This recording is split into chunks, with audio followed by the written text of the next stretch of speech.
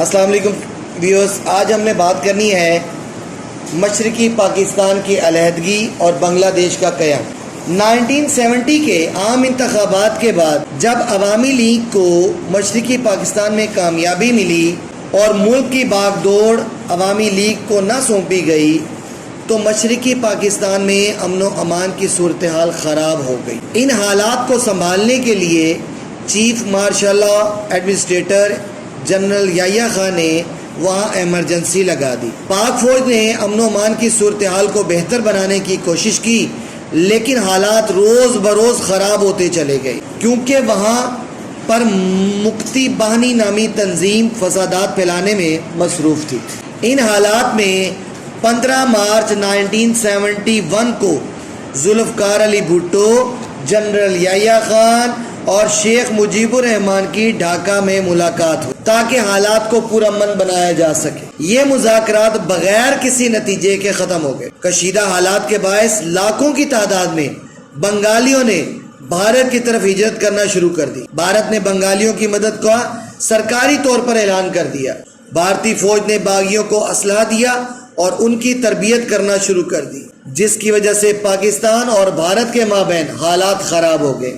General Yahya Khan نے فوج کے مزید دستے مشرقی پاکستان روانہ کیے، جس کے نتیجے میں پاک فوج نے بیشتر علاقوں میں کنٹرول حاصل کر لیا۔ حالات کو دیکھتے ہوئے بھارت نے مشرقی پاکستان پر اپنی افواج کی مدد سے حملہ کیا۔ مشرقی پاکستان میں موجود پاک فوج نے 2 ہفتوں تک بھارتی افواج کو روکے رکھا۔ جب ان کے پاس اسلحہ ختم ہو گیا اور مغربی پاکستان سے مزید امداد نہ پہنچ سکی تو بھارت نے اپنے ناپاک ارادوں میں بھارت کامیاب ہو گیا۔ اس طرح 1971 کو مشرقی پاکستان ہم سے علیحدہ ہو گیا اور بنگلہ دیش کے نام سے علیحدہ ملک بن گیا۔ اب اس کے اسباب پہ بات کرتے ہیں کہ وجوہات کیا تھی۔ ایک سب سے بڑی جو وجہ تھی وہ تھی جغرافیائی فاصلہ۔ مشرقی پاکستان اور مغربی پاکستان کے درمیان 1000 میل کا فاصلہ تھا۔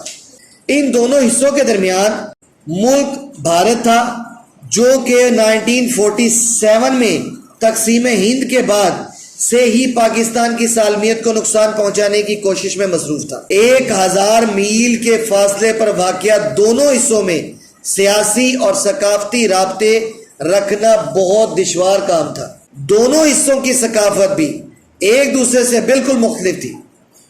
مشرقی پاکستان دوسرے صوبوں کے مقابلے میں معاشی طور پر پسماندہ رہا۔ اس سے مقامی آبادی میں احساس محرومی پیدا ہوا، جو مشرقی پاکستان کی علیحدگی کا سبب بنا۔ دوسری وجہ تجارت اور ملازمتوں پر ہندوؤں کے اثرات۔ مشرقی پاکستان میں تجارت تو سرکاری ملازمتوں پر کافی تعداد میں ہندو چھائے ہوئے تھے اور وہ ایک خاص منصوبے کے تحت لوگوں کے اندر علیحدگی کے جذبات کو ابھار رہے تھے۔ پھر ہے معاشی پسماندگی۔ مشرقی پاکستان معاشی لحاظ سے پسماندہ علاقہ تھا، غریب حصہ تھا، کیونکہ وہاں پر کارخانے، انڈسٹریز نہ ہونے کے برابر تھے۔ ہم نے اس سے پہلے 1905 کی جو تقسیم بنگال ہے وہاں پر بھی یہ بات کی تھی کہ وہاں پر جو مشرقی بنگال کا حصہ جو مشرقی پاکستان بنا بعد میں، وہ حصہ جو تھا وہاں پہ تو انڈسٹریز تھی نہیں، وہ تو صرف اور صرف وہاں پر کپاس اور باقی زراعت سے وابستہ لوگوں کی تعداد زیادہ تھی۔ کسی بھی حکومت نے اس علاقے کی معاشی پسماندگی کو دور کرنے کے لیے خاطر خواہ اقدامات نہ کیے۔ اس کے بعد ہندو اساتذہ کا کردار۔ مشرقی پاکستان میں تعلیم کا شعبہ پوری طرح ہندوؤں کے کنٹرول میں تھا۔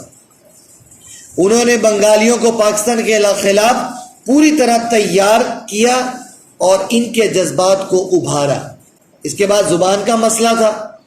زبان کا مسئلہ اگرچہ 1956 اور 62 کے جو قانون تھے، آئین تھے، ان میں حل ہو گیا تھا، مگر مشرقی پاکستان کے لوگوں کے اندر زبان کے حوالے سے ایک احساس محرومی پیدا ہو چکا تھا جو ان اقدامات کے باوجود بھی ختم نہ ہو سکا۔ نمائندگی کی شرح کا مسئلہ، مشرقی پاکستان کی آبادی 56% تھی، یعنی مشرقی پاکستان کی آبادی 56% اور مغربی پاکستان کی آبادی 48% تھی، 44%، اور وہ آبادی کی اکثریت کی وجہ سے نمائندگی کا حق چاہتے تھے۔ اگرچہ انہوں نے 1956 اور 1962 کے آئین میں برابری کی بنیاد پر نمائندگی قبول کر لی گئی تھی ان کی، مگر انہیں ان کا جائز حقوق نہ دیے، لہذا ان میں مایوسی پیدا ہو گئی۔ بھارت کی مداخلت، بھارت کی مشرقی پاکستان کے معاملہ میں بے جا مداخلت نے بھی حالات کو خراب کیا۔ بھارت نے مکتی باہنی کے کارکنوں کو تربیت اور امداد دینے کے علاوہ علیحدگی چاہنے والوں کی حوصلہ افزائی بھی کی۔ شیخ مجیب الرحمان کے 6 نکات، عوامی لیگ کی صدر شیخ مجیب الرحمان کے 6 نکات نے بھی علیحدگی کو فروغ دیا۔ پھر اس کے بعد 1970 کے عام انتخابات، ہوا یہ کہ 1970 کے عام انتخابات نے حالات کو ایک نئی کروٹ دی اور مشرقی پاکستان میں عوامی لیگ کی مکمل کامیابی کے بعد لوگوں نے ایک نئے انداز سے سوچنا شروع کر دیا۔